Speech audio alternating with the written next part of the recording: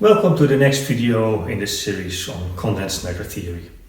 In this video I want to talk about an example where we use the Hartree Fock approximation and we're going to look at the homogeneous electron gas. So without Coulomb interaction, this is just the Sommerfeld approximation. And now we're going to look what happens when we include Coulomb interaction on a Hartree Fock level. So in the Sommerfeld approximation, our wave function was given by a product wave function of a single Slater determinant, where we create the particles with a wave vector smaller than the Fermi energy with both spin up and spin down out of the vacuum. And our one particle wave functions are given by plane waves with wave vector k and normalized such that the integral over the volume is equal to 1, or the integral of the norm square of the wave function is equal to 1. So let's have a look at the Hartree Fock approximation. And now when we add the interaction between the electrons, then of course you get a repulsive force. And we have to counterbalance this charge that we add to our system by a nuclear charge. And we want to keep a homogeneous electron gas, so we're going to assume that the nuclei don't sit at certain positions in space, but are homogeneously spread throughout the solid. So we're going to assume that we have a positive homogeneous background.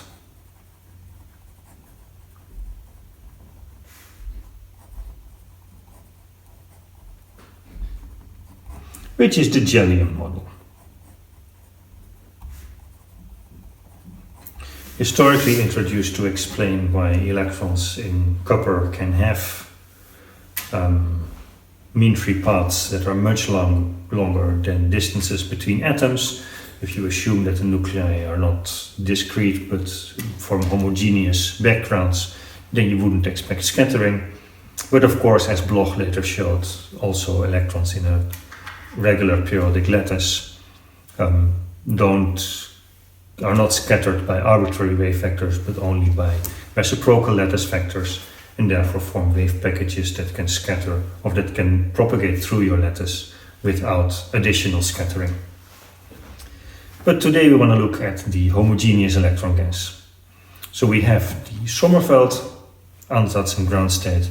And we now want to add the Coulomb interaction within the Hartree Fock approximation, and we're going to add a positive background charge to represent the nuclei and make sure that we stay charge neutral. As an ansatz for our solution, we're going to assume that the Hartree Fock wave function is equal to the Sommerfeld wave function. And we'll show that this indeed is the case. So we're going to change the on-site energy of our one particle wave functions, but the one particle wave functions themselves do not change. That already shows you that we do not really talk about real electrons anymore, but we talk about some quasi-particles that we can use to describe our system. So the energy that we have, that is still momentum dependent, is the kinetic energy plus the direct Coulomb part, which is counterbalanced by our positive background. The electrons form a homogeneous density of negative charge. The Jellium model background forms a continuous density of positive charge. So the classical interaction with a neutral charge density is 0, and what we are left with is the exchange energy that we have to include. Well, the kinetic energy we know, which is just h bar squared k squared over 2m, and we now have to look at what is the exchange energy.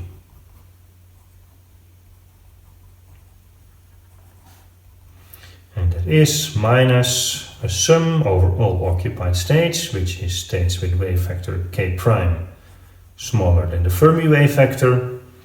And then we have psi k at R1, psi k prime at R2, then the interaction E square over R1 minus R2,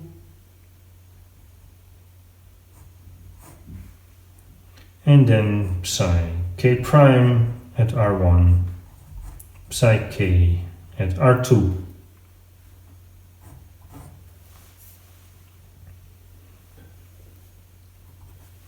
And this is equal, we can put in our wave functions, the sum k prime smaller than kf.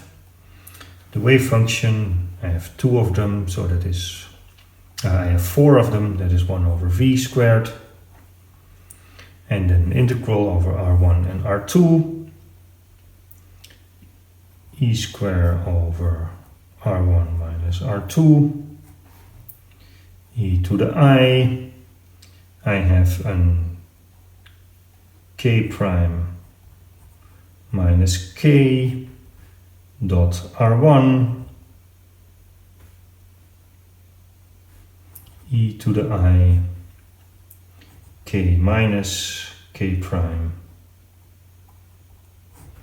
dot R2, and then the integral over R1 and R2.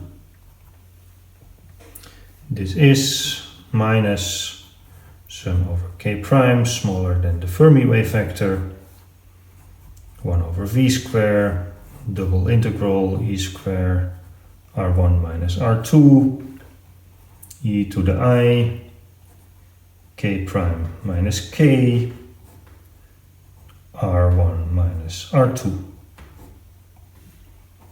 dr1, dr2.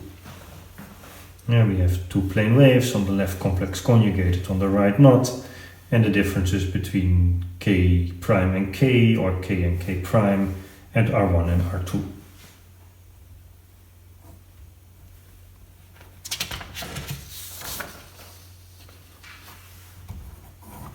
If we take R equal to R1 minus R2, then our exchange energy for a particle with wave vector k is equal to minus the sum k prime smaller than kf, 1 over v integral e square over r square e to the I k minus k prime dot r dr. So we replaced R1 minus R2 by R. At that point we have the other linear combination, R1 plus R2, but our integrand doesn't depend on that. So we can take that integral, that becomes v, and cancelling 1 over the 1 over v squares into 1 over v.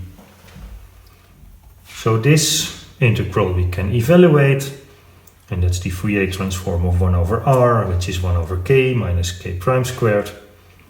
So we have minus 1 over v. We still have the sum over all k vectors that are smaller than the Fermi vector. And then 4 pi e squared over k prime minus k norm squared.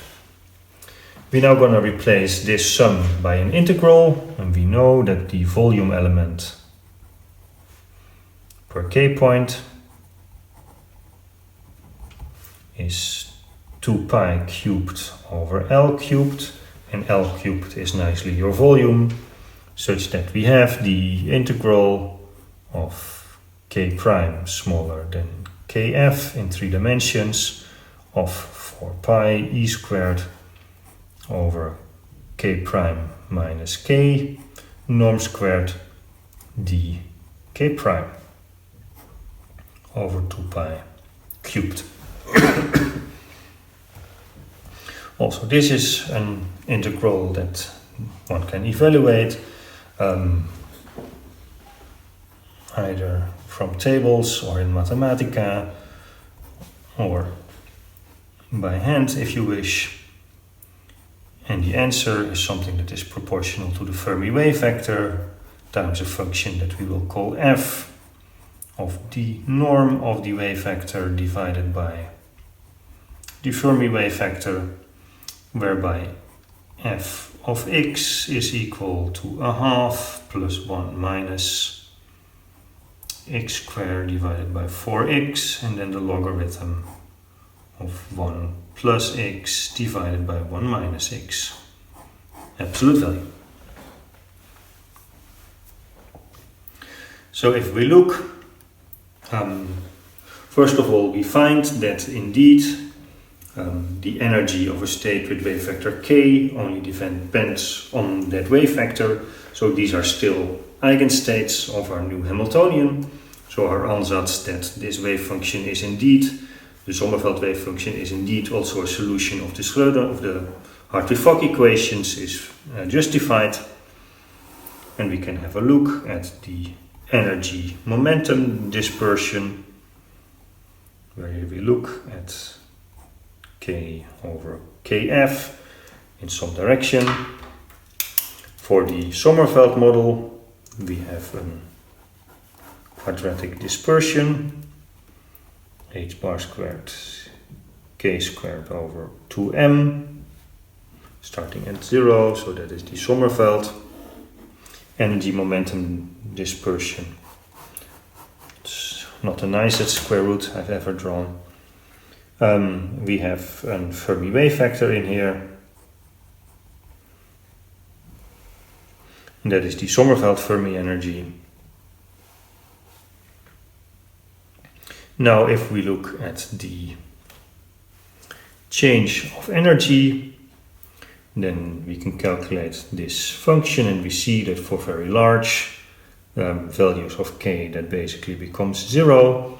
This function is always positive, so we have always an energy lowering. We have our Fermi energy, and then they merge somehow in between smoothly. If we look at the densities of states, we find that we have a different Fermi energy. So that is EF Sommerfeld. This is the Fermi energy in Hartree Fock, which is lower.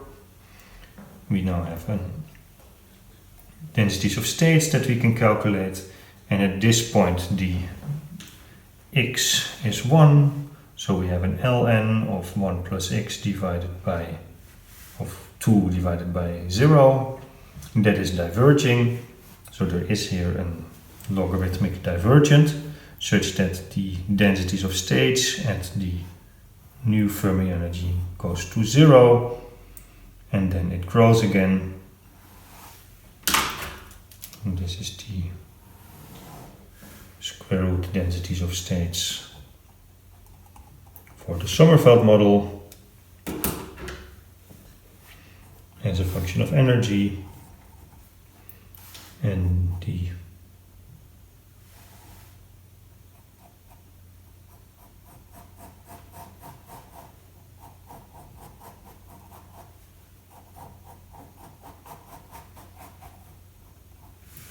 Hartree Fock densities of states follows some function out there.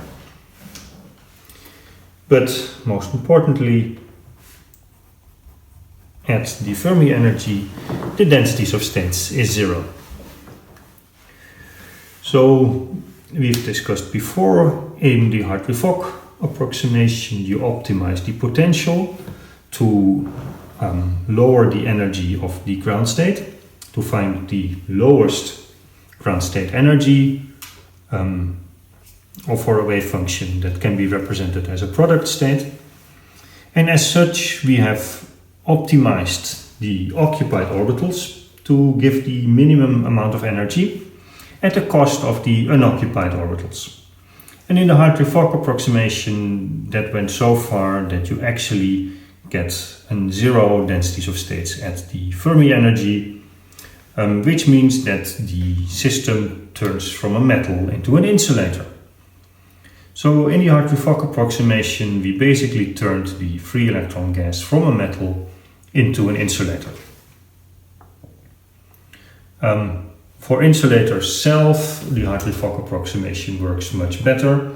It will normally give gaps that are too large.